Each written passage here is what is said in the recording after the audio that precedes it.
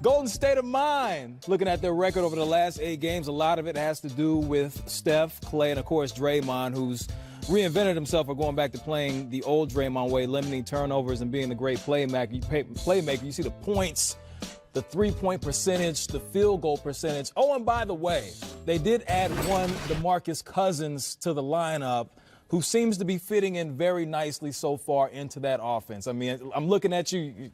Not a surprise? No, I mean, he's arguably was the best center in basketball at one time.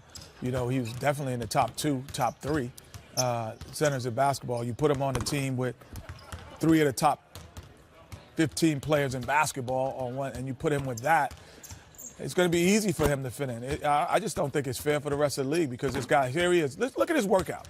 He drove you to the basket. He shot a 3. Now he's putting it on the floor and he's stepping back. This is his pregame workout as a 7-footer. Between the legs twice, get into the rim, bounce off you.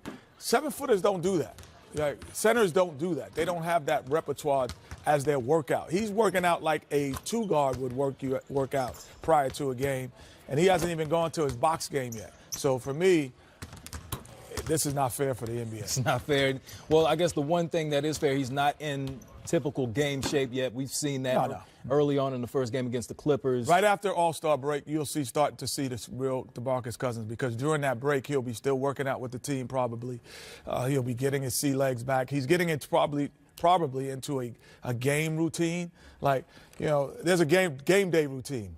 Get your nap, work out.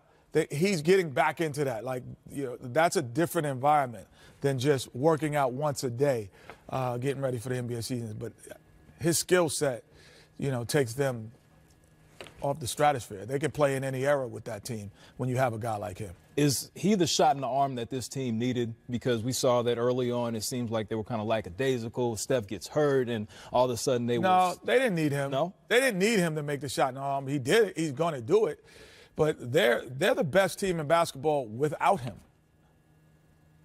They just become almost virtually impossible if he's 80%.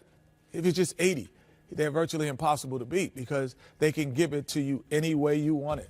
You want to play half court? Okay. You want to double who? Who are you going to double team now?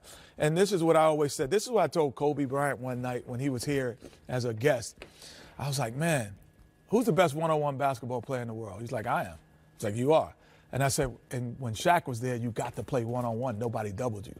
And now they are playing one-on-one with 3 of the best one-on-one basketball players in the planet on one team. No one can get doubled. It's virtually impossible to stop them. Virtually impossible, virtually unstoppable. However do you want it, however do you need it. Soul to soul? No doubt. There it is right there. You caught that. I did. I see what you did now. I'm picking up what you're putting down.